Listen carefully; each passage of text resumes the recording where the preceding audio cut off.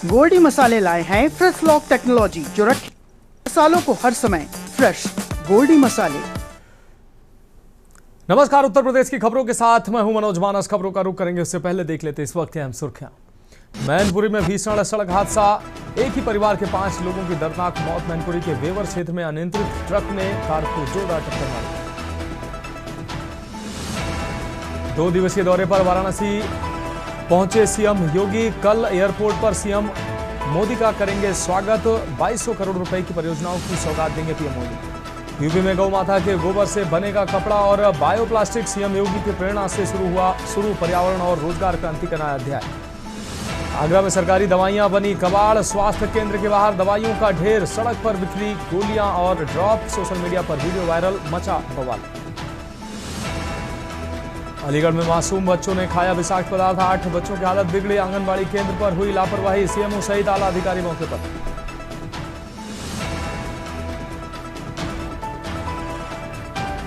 रायबरेली में मिशन भरोसा का आगाज, स्कूली वाहनों के चालकों की सख्त जांच शुरू। 940 से अधिक स्कूली वाहन हैं पंजीकृत। आप देख रहे हैं की न्यूज, खबरों का सारथी। और अब खबरें विस्तार से। हम खबर से बुलेटिन की शुरुआत करेंगे खबर बुलंदशहर से, जहां 3 दिसंबर 2018 को गौकसी की घटना के बाद बुलंदशहर के सियाना क्षेत्र में भड़की हिंसा के मामले में कोर्ट ने बड़ा फैसला सुनाया है। एडीजे 12 कोर्ट के न्यायाधीश गोपाल ने इंस्पेक्टर सुबोध सिंह की हत्या के दोषी पाए गए 5 आरोपियों को उम्र कैद की सजा सुनाई है। वहीं 33 अन्य दोषियों को 7-7 साल की सजा सुनाई है। इन पर हत्या के प्रयास, बलवा हिंसा और सरकारी संपत्ति को नुकसान पहुंचाने के आरोप सिद्ध हुए हैं। ये फैसला सियाना हिंसा मामले में अब तक की सबसे बड़ी कानूनी कार्रवाई के रूप में देखा जा रहा है, जिससे पीड़ित पक्ष को आंशिक राहत जरूर मिली है।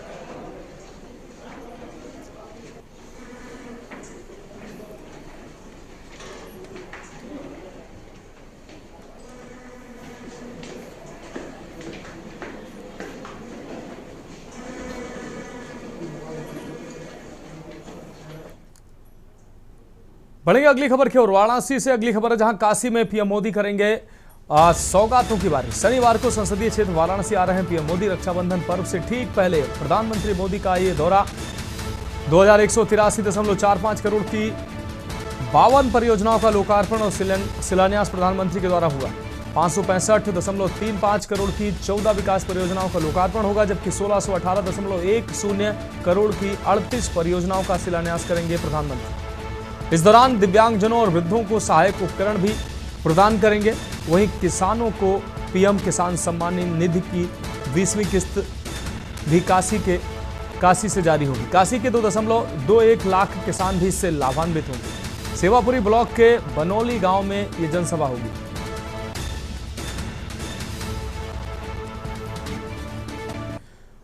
और अगली खबर का रुख करेंगे लखनऊ से। अगली खबर, जहां मुख्य सचिव की यूपीडा अफसरों के साथ बैठक हुई है। एसपी गोयल ने यूपीडा अफसरों संघ बैठक की है।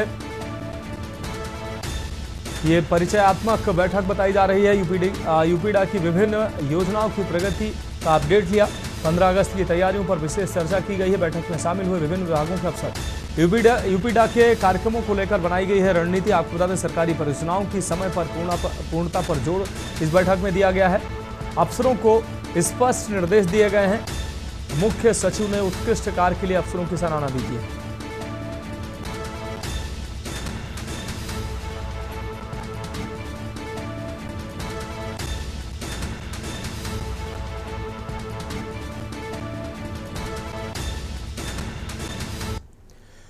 अब बात करेंगे अगली खबर की। लखनऊ से अगली खबर, जहां स्वास्थ्य विभाग में बड़ी कार्रवाई देखने को मिली है। ड्यूटी से गायब 4 डॉक्टर बर्खास्त किए गए हैं। सूबे के स्वास्थ्य मंत्री और उप मुख्यमंत्री ब्रजेश पाठक ने यह कार्रवाई की है।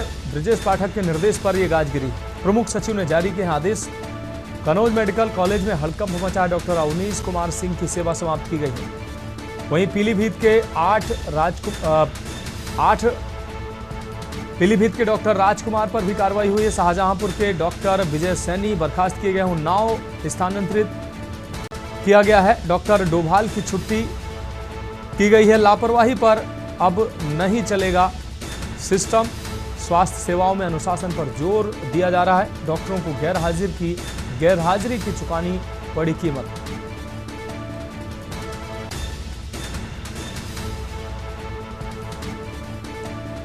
तो लापरवाही पर अब नहीं चलेगा सिस्टम। अगली खबर का रुख करेंगे लखनऊ से। अगली खबर, जहां हैदराबाद जाने वाली air India express flight cancel हुई है। उड़ान संख्या 92816 में तकनीकी खराबी आई है। एयर इंडिया एक्सप्रेस की उड़ान में समस्या से यात्री परेशान हुए हैं। आपको बता दें, लखनऊ एयरपोर्ट पर विमान खड़ा है, तकनीकी सुधार जारी है। इंजीनियर तकनीकी खराबी दूर करने में जुटे हुए हैं। सुबह 9:21 पर उड़ान को रद्द करने का फैसला लिया गया। यात्रियों को इंतजार में वक्त गुजारना पड़ रहा है। वहीं एयरपोर्ट पर अधिकारियों ने राहत एवं सहायता की व्यवस्था की।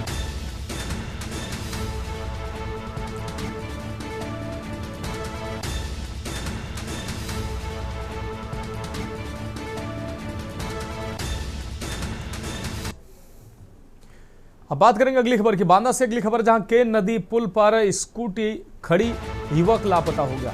आपको बता दें, पूर्व क्रिकेटर विनय श्रीवास्तव की आत्महत्या के कयास तेज हो गए हैं, क्योंकि स्कूटी खड़ी मिली है जबकि युवक वहां से नदारद मिला है।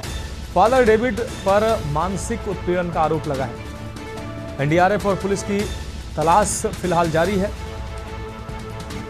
तो एनडीआरएफ और पुलिस की तलाश जारी है। बांदा से अहम खबर, केन नदी पुल पर स्कूटी खड़ी मिली जबकि युवक लापता हुआ।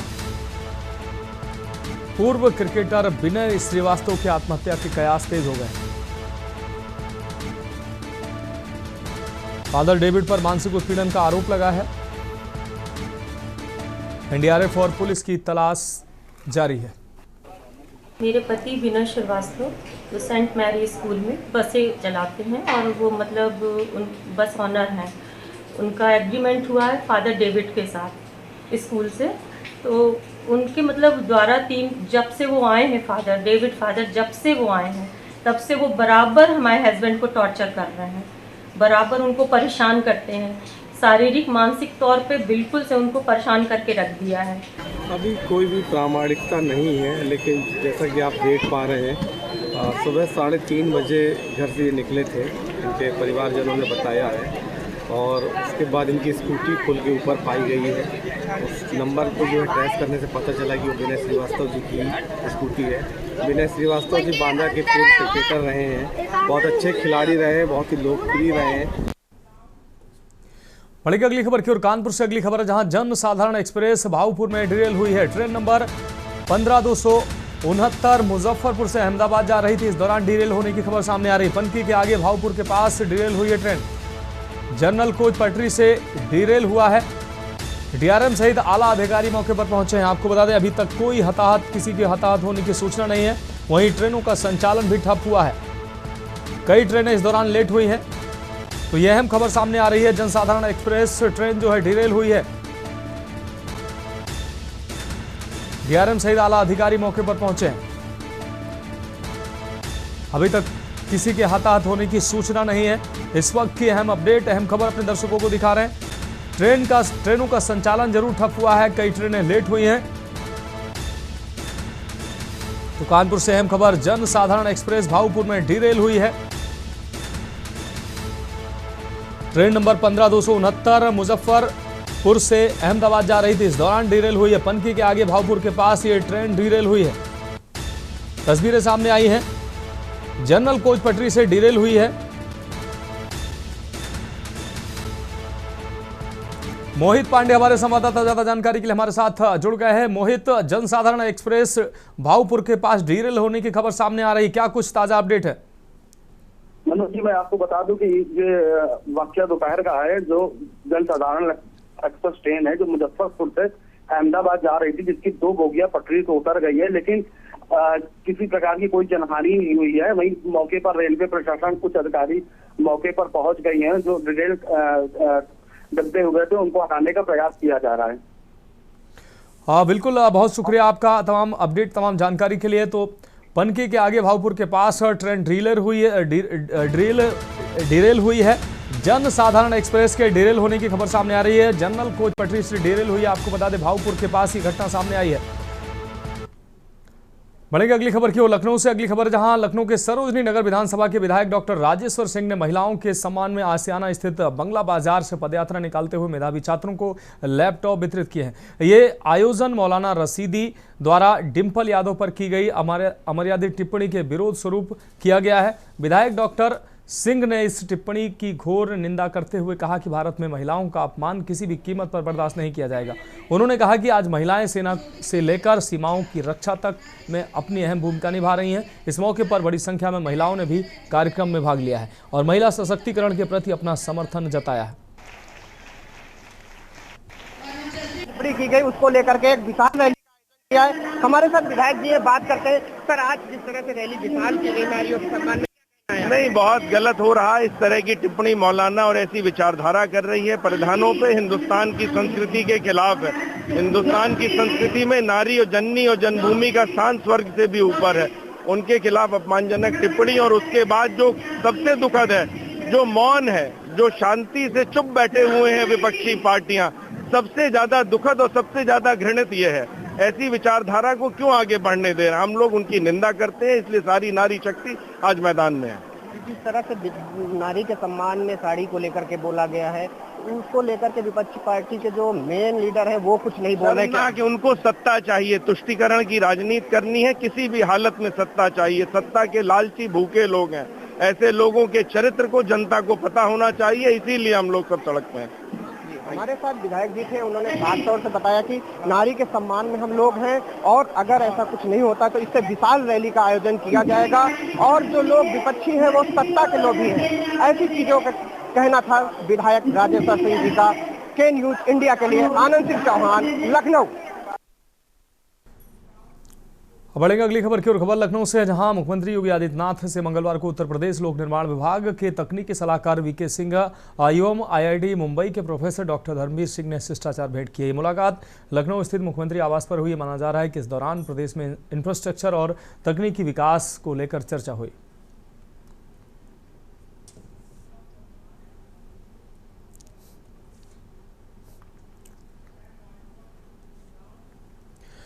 अब बढ़ेंगे अगली खबर की ओर। खबर लखनऊ से है, जहां उत्तर प्रदेश के नवनियुक्त मुख्य सचिव शशि प्रकाश गोयल ने आज राजभवन पहुंचकर राज्यपाल आनंदीबेन पटेल से शिष्टाचार भेंट की है। ये मुलाकात मुख्य सचिव के पदभार ग्रहण करने के एक दिन बाद हुई है। राज्यपाल ने भेंट के दौरान शशि प्रकाश गोयल ने प्रशासनिक प्राथमिकताओं और सुशासन को लेकर राज्य सरकार की प्रतिबद्धताओं को साझा किया। आपको बता दें कि गोयल ने कल ही उत्तर प्रदेश के मुख्य सचिव पद का कार्यभार संभाला है। उनके पास प्रशासनिक अनुभव की लंबी पृष्ठभूमि है और उन्हें शासन के विभिन्न क्षेत्रों में दक्षता के लिए जाना जाता है। राजभवन में हुई इस औपचारिक मुलाकात को शासन प्रशासन के बीच समन्वय का प्रतीक माना जा रहा है।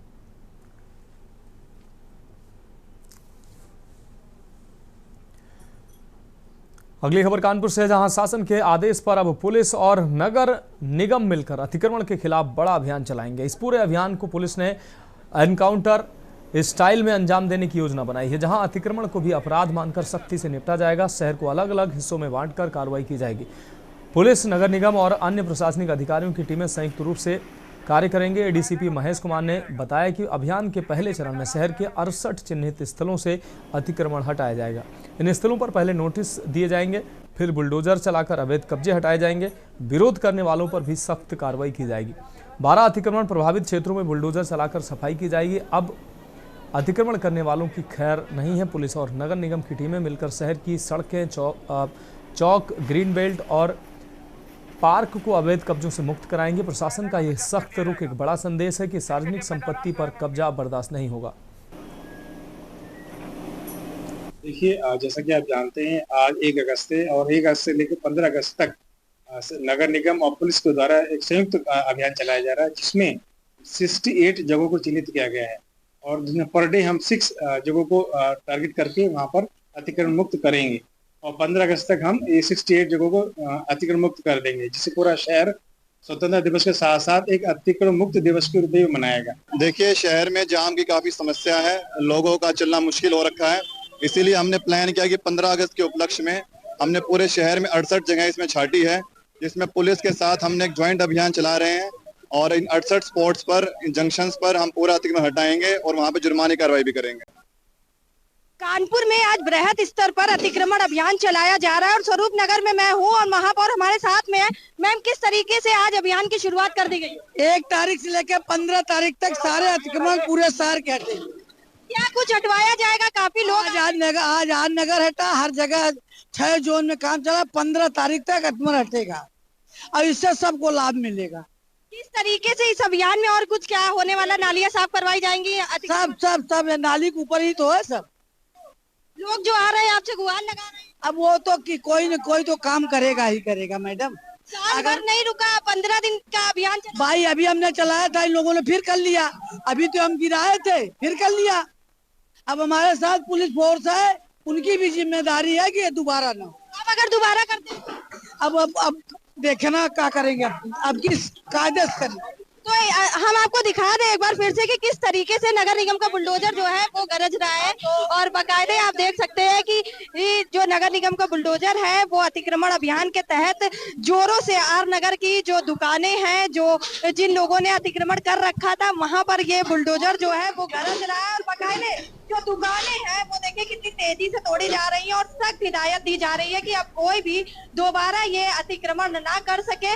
और अगर लोग अतिक्रमण करते हैं तो नगर निगम अब इन पर सख्त कार्रवाई करेगा, तोड़ने के साथ साथ जुर्माना भी लगाएगा और दोबारा इन्हें लगने भी नहीं देगा। कानपुर से के न्यूज के लिए सारिका गुप्ता की रिपोर्ट। तो फिलहाल उत्तर प्रदेश की खबरों में वक्त एक ब्रेक का, जल्द हाजिर होंगे। आप देख रहे हैं के न्यूज, खबरों का। तो उत्तर प्रदेश की खबरों में एक बार फिर से आपका स्वागत है। इस बीच लखनऊ से अहम खबर सामने आ रही है। लखनऊ से इस वक्त की अहम खबर सामने आ रही है। अपने दर्शकों को ये अहम खबर दिखा रहे हैं। कोर्ट से पूर्व निदेशक को मिला स्टे। लखनऊ से बड़ी खबर सामने आ रही है। प्रमोद कुमार कार्यवाहक निदेशक होम्योपैथिक बने हैं। पूर्व निदेशक को हाल ही में हटाया गया था। ये अहम खबर राजधानी लखनऊ से अपने दर्शकों को दिखा रहे हैं। शासन से नए निदेशक की तैनाती हुई है। पूर्व निदेशक को हाल ही में हटाया गया था। तो शासन से नए निदेशक की तैनाती हुई है। पूर्व निदेशक को हाल ही में हटाया गया था। आपको बता दें, जल्द ग्रहण करेंगे कार्यभार डॉक्टर प्रमोद कुमार सिंह। कोर्ट के आदेश पर अभी कार्यवाहक निदेशक बनाए गए हैं। तो लखनऊ से अहम खबर, कोर्ट से पूर्व निदेशक को मिला स्टे। प्रमोद कुमार कार्यवाहक निदेशक होम्योपैथिक बने हैं। सलाहकार संपादक के वक्त सर हमारे साथ जुड़ चुके हैं। के वक्त सर, पूर्व निदेशक को हाल ही में हटाया गया था और नए निदेशक की तैनाती की गई है।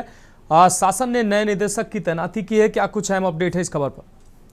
देखिए, इसके पहले पूर्व जो निदेशक थे होम्योपैथिक के डायरेक्टर, उनको शिकायत वहाँ के आयुष विभाग के मंत्री ने जाके मुख्यमंत्री से मुलाकात की। उन्होंने कहा कि साहब इस तरह से आदेश कर रहे हैं, शासन के आदेशों को अवहेलना कर रहे हैं, अपने आप जो शासनादेश हुआ है ट्रांसफर नीति का सरेआम उल्लंघन कर रहे हैं और ये हमारे भी आदेशों को नहीं मान रहे। तो तत्काल मुख्यमंत्री ने उनको निलंबित कर दिया और कहा उनको तत्काल पद से निलंबित करके उनको पद से हटा दिया। काफी जद्दोजहद के बाद प्रमोद कुमार सिंह को कार्यवाहक निदेशक बनाया गया। लेकिन सरकार के सामने मजबूरी ये है कि वो कोर्ट से स्टे लेकर आ गए हैं। तो सरकार ने इसका एक तरीका ये निकाला कि साहब इनको डायरेक्टर बनाए, कार्यवाहक निदेशक बना दिया जाए और फिर सरकार कोर्ट में जाएगी और पूरी अपनी बात रखेगी। उसके बाद कोर्ट का जो निर्णय हुआ उसके अनुसार अनुपालन होगा। लेकिन ये ऐतिहासिक फैसला है। कोर्ट के आदेशों का काट निकालने के लिए वो कार्यकारी निदेशक, हालांकि सीनियर वो भी है, लेकिन कोर्ट के आदेशों का अवहेलना भी ना हो और निदेशक शासन की जो नीति है उसका अनुपालन हो जाए। इस वजह से इनको कार्यवाहक निदेशक बनाया गया है। दोनों एक ही बेंच के अधिकारी हैं। मानव। हाँ बिल्कुल सर, इस तमाम जानकारी के लिए आपका बहुत शुक्रिया। तो पूर्व निदेशक को हाल ही में हटाया गया था, अब नए निदेशक की नियुक्ति की गई है। शासन ने निदेशक नियुक्त किया है। हालांकि अभी कार्यवाहक निदेशक के तौर पर उनको तैनाती मिली है। पूर्व निदेशक को हाल ही में हटाया गया था। कोर्ट के आदेश पर कार्यवाहक निदेशक की तैनाती हुई है। अब बढ़ेंगे अगली खबर की ओर। खबर कानपुर से है, जहां डिजिटल युग में नई आधुनिक मशीनें अब लोगों के साथ ही विभाग का काम भी आसान कर रही हैं। इसी डिजिटलीकरण का फायदा अब परिवहन विभाग को मिलने जा रहा है। कानपुर शहर में अब वाहन का चालान होने पर वाहन स्वामी को जुर्माना भरने के लिए परिवहन विभाग के चक्कर नहीं लगाने पड़ेंगे। स्मार्ट पेमेंट मशीन के आ जाने से अब प्रवर्तन अधिकारी सड़क पर ही वाहन चालक से जुर्माना वसूल कर सकेंगे। यही नहीं, इस मशीन में भुगतान करने के 2 माध्यम भी दिए गए हैं, जिससे वाहन स्वामी इन दोनों माध्यमों से मौके पर अपने चालान का जुर्माना भर सकेंगे। सर, जिनका कार्ड होल्डर है उनका पिन जी हो जाएगा, पता चल जाता है सर, वो मैं रिफंड भी करवाना बता दूंगा किसी स्टेप पर। प्रदेश सरकार ने राजस्व की बढ़ोतरी के लिए कई कदम उठाए हैं। इसी कदम में परिवहन कार्यालय में आज पिन लैब्स, जो कि SBI से टाई अप मशीन है, और यह मशीन किस तरह काम करेगी जुर्माने को लेकर, उसी कड़ी में हमारे साथ बात करने के लिए वरिष्ठ ARTO कहकशा खातून जी। हम उनसे जानेंगे कि मैम, आप लोग प्रवर्तन के अधिकारी हैं, जब आप लोग सड़क पर काम करते हैं तो किस तरह ये चालक को मशीन जो है सुविधा पहुँचाएगी और इसका क्या काम रहेगा? मैम, ये मशीन का क्या काम रहेगा और ये किस तरह काम करेगी मैम? देखिए, जैसे हम लोग चालान करते हैं और वो व्यक्ति चाहे वाहन स्वामी है या ड्राइवर है, अगर वो मौके पर भुगतान करना चाहता है चालान का, तो इस मशीन के द्वारा उसका भुगतान हो सकता है। इस मशीन में भुगतान के 2 तरीके हैं। एक, इसमें कार्ड के माध्यम से भुगतान हो सकता है, दूसरा इसका UPI के माध्यम से भी इसमें भुगतान हो सकता है, QR कोड के माध्यम से। तो मान लीजिए किसी गाड़ी का चालान हुआ और वो व्यक्ति मौके पर उसे भरना चाहता है, तो हम उसका कार्ड लेंगे। ये मशीन हमारी जो चालान ID है उससे इंटीग्रेट होगी, तो हम इससे चालान करेंगे और उसके बाद उसका कार्ड इसमें लगा करके उसका पेमेंट हो जाएगा मौके पर ही। उसके लिए उसको फिर ऑफिस नहीं आना पड़ेगा, कहीं किसी कैफ़े नहीं जाना पड़ेगा, समय भी बचेगा और उसके पैसे भी बचेंगे जो कैफ़े वगैरह में वो खर्च करता। तो प्रवर्तन के साथ साथ ये मशीन ऑफिस में भी दी गई है, ताकि अगर ऑफिस में कोई व्यक्ति ऑनलाइन माध्यम से कोई भी भुगतान करना चाहे तो वो भी इस मशीन के माध्यम से कर सकता है। सबसे ज़्यादा अगर बात करें तो जो आप कानपुर में यहाँ चेकिंग करती हैं, जो बाहर की गाड़ियाँ आती हैं, उनके चालक को किस तरह लाभ पहुँचाने मशीन लाभदायक? हाँ, जैसे जो अदर स्टेट्स की गाड़ियाँ हैं, मान लीजिए उनका चालान हुआ, तो होता क्या है कि जैसे ड्राइवर को अभी तक क्या होता था, क्योंकि ऑनलाइन भुगतान या कार्ड से पेमेंट की सुविधा नहीं थी, तो उसे ATM जाना पड़ता था, मालिक ड्राइवर के खाते में पैसे भेजता था, फिर ड्राइवर उसको ATM से निकालता था, फिर वो ऑफिस में ला करके जमा करता था। इतनी लंबी प्रक्रिया होती थी। अब क्या होगा, वो डायरेक्ट कार्ड के माध्यम से भुगतान कर लेगा। तो आपने देखा कि किस तरह यह मशीन काम करेगी। कहीं ना कहीं राजस्व की बढ़ोतरी के लिए यह कदम उठाया गया है सरकार की तरफ से। मैं हिमांशु, के न्यूज़ इंडिया, कानपुर। अब बात करेंगे अगली खबर की। कानपुर के ट्रैफिक पुलिस लाइन में प्रशिक्षु सिपाहियों ने रफ ट्रेनिंग और मिसबिहेव का आरोप लगाते हुए ट्रेनिंग से बहिष्कार कर दिया है। आपको बता दें, जानकारी के मुताबिक गुरुवार शाम को ट्रैफिक पुलिस लाइन में ट्रेनिंग कर रहा हाथरस का एक प्रशिक्षु सिपाही गस खाकर गिर गया था, जिसके बाद ये पूरा हंगामा शुरू हो गया। उधर मामले की जानकारी मिलते ही ज्वाइंट CP मुख्यालय विनोद सिंह और ADCP लाइन मुकेश, आपको बता दें, महेश कुमार मौके पर पहुंचे और प्रशिक्षण प्राप्त कर रहे सिपाहियों से जानकारी ली। प्रशिक्षु आरक्षियों ने आरोप लगाया है कि उन्हें सख्त ट्रेनिंग कराई जा रही है, उनके साथ गाली गलौज किया जा रहा है, जिस पर ज्वाइंट CP ने ACP लाइन के नेतृत्व में टीम का गठन किया है, जो कि पुलिस ट्रेनिंग सेंटर में सिपाहियों द्वारा लगाए गए आरोपों की जांच कर अपनी रिपोर्ट अधिकारियों को सौंपेगा। वहीं मीडिया से बात करते हुए ADCP लाइन महेश कुमार ने बताया कि प्रशिक्षु सिपाही ने जो आरोप लगाए हैं उनकी जांच के लिए कमेटी बना दी गई है। जांच रिपोर्ट के आधार पर कार्रवाई की जाएगी।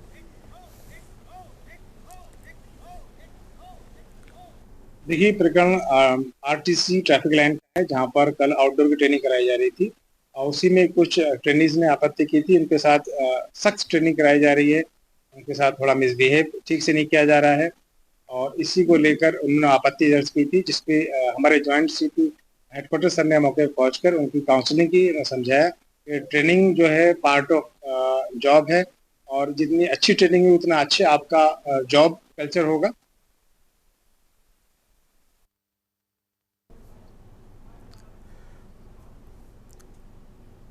तो फिलहाल उत्तर प्रदेश की खबरों में अभी के लिए मेरे साथ इतना ही। मुझे दीजिए इजाजत और आप देखते रहिए के न्यूज़ इंडिया।